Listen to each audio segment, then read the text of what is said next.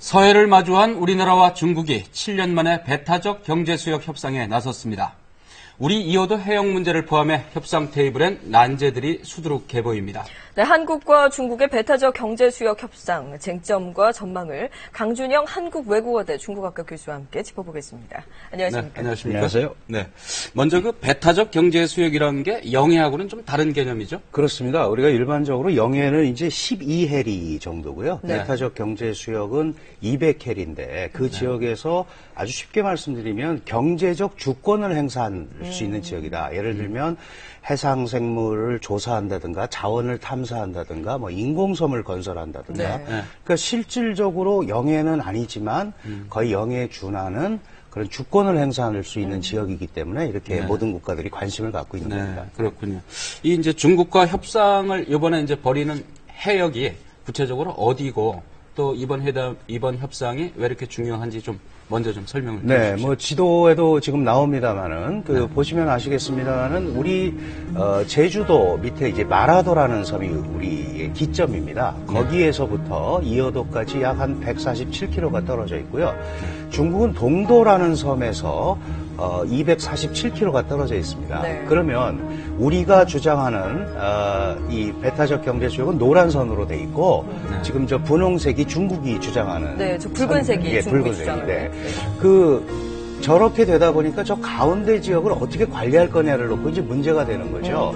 일반적인 국제법적 관례로는 중간선을 등거리 원칙에 의해서 네. 중간선을 하게 돼 있습니다. 그게 우리가 주장하는 우리가 거죠? 주장하는 네. 거고요. 중국 같은 경우는 중국의 해안선이 워낙 길지 않느냐. 그 네. 비율대로 하자. 이러다 보니까 우리 쪽으로 좀 오게 되는 거죠. 그 이어도가 왜 문제가 되냐 하면 우리 주장대로 하면 이어도는 우리 관할에 들어오고 중국 주장대로 하면 이어도가 중국 관할에 들어가는 겁니다. 네. 이렇게 되면은 이 경제적인 뭐 여러 가지 문제 이런 것들이 파급이 효과가 너무 크기 때문에 네. 서로 이 지역을 두고 이제 협상을 하는 거죠. 네, 그래서 협상 난항이 예상되고 오늘도 이견만 좀 확인했다 뭐 이런 보도를 접했는데요. 일단 한국과 중국 배타적 경제 수역을 둘러싼 갈등을 저희가 정리해봤는데요. 화면 보시고 얘기 이어가겠습니다.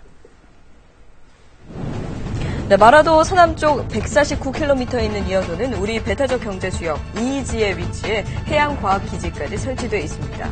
중국 영토에서는 247km나 떨어져 있지만 중국 정부는 자국 영해에서 370km 떨어진 곳까지 이이지에 포함된다며 관할권을 주장해왔습니다.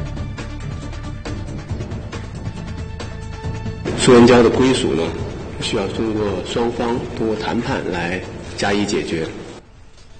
네, 우리는 영해 기점 중간선을 경계로 확정한다는 국제법 판례를 제시하고 있지만 중국 측은 영토 면적과 해안선 길이 등을 고려해야 한다고 주장하고 있습니다.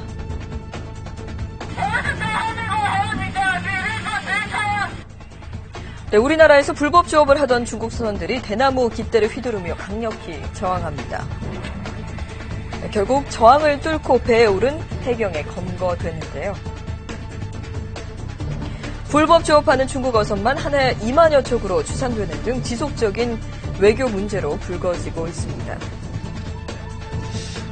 네, 이제 그동안에 이제 한중 간의 국장급 채널로 이의지 협상을 14차례나 했는데 이제 이견을 해소를 못했다. 근데 이번에 이제 차관급으로 격상된 거 아닙니까? 네, 그렇습니다. 이번에는 좀 어떻게 해소될 가능성이 있습니까? 글쎄요, 뭐 전체적으로 보면 지금 말씀하셨습니다만은 어느 국가가 영토나 영해에 대해서 조금이라도 양보를 하겠습니까? 네. 그래서 이거는 상당히 장기간의 과정이 될 건데 이제 문제는 이게 2008년에 잠정 중단이 되고 서로 얘기가 없다가 작년에 시진핑 주석이 한국을 방문하면서 이 얘기를 다시 해야 되지 않겠느냐. 네. 이제 이런 얘기를 해서 이게 차관급으로 격상이 돼서 시작이 된 거거든요.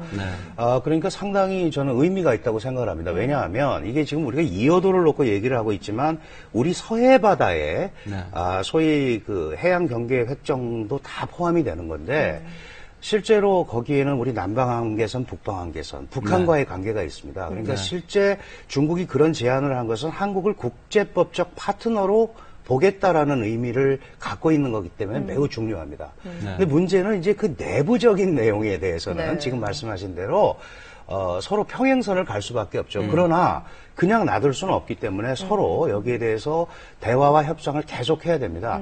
한 번에 해결하려고 그러지 말고 네. 좀 장기적으로 의견을 교환하는 게 제일 중요하죠. 네, 협상이 재개된 건 참 반가운데 이게 단시간에 결론이 날 일은 아닌 것 같습니다. 그렇습니다. 중국이 이렇게 영토 분쟁을 벌이고 있는 곳이 많이 있죠. 일본과는 랴오이랴오 문제, 네. 그리고 또 필리핀, 베트남, 남중국해 영유권을 둘러싸고 이제 갈등이 네. 있는데 아무래도 우리와의 그런 갈등 조정이 다른 나라와도 영향을 미칠 수 있기 때문에 좀 강경 기조로 가지 않을까 이런 예, 뭐 분석도 여러 있습니다. 가지 설이 있고요. 실제로 양국 지도자, 그다음에 양국이 공식적으로는 이어도는 영토 문제가 아니다라고 선언을 했습니다. 그래서 이거는 이제 배타적 경제 수역의 관할권 문제이기 때문에 영토 문제가 아니라고 생각을 하고 있는데 발표를 하고 있는데 문제는 양국 국민들이 영토를 인식을 하고 있다는 거죠.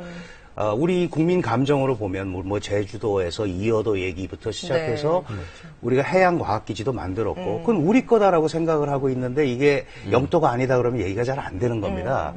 그런 면에서 중국이 지금 이 남중국해에서 갈등을 일으키고 있는 데는 명확한 영토의 실체가 있지 않습니까? 그러니까 강경하게 나올 수밖에 없고 그래서 저는 이 문제에 대해서도 중국이 크게 그 분위기를 누그러뜨릴 것 같지는 않습니다.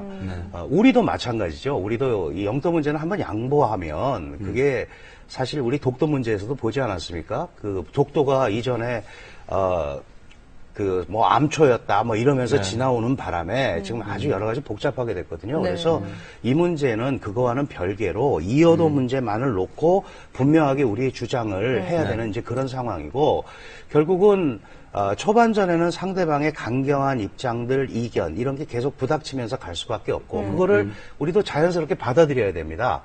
어차피 국제법적으로 이렇게 좀 끌고 나온 거기 때문에 우리도 거기에 억지를 부린다거나 이런 차원이 아니고 우리의 상황과 의지와 근거 이런 것들을 정확하게 얘기하면서 얘기를 끌고 나가는 것이 중요하다고 생각을 합니다. 네.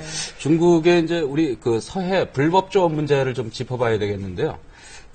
중국이 이렇게 이지선을 이렇게 우리 쪽으로 이렇게 자꾸 많이 밀려고 하는 것이 이제 자국 어선들의 이제 조업 문제 이런 거하고도 또 좀 연관이 있지 않을까 싶은데요. 그렇습니다. 배타적 경제 수용 문제는 역시 제일 중요한 것이 이제 해양 자원, 그다음에 생물 자원 획득 이런 거거든요.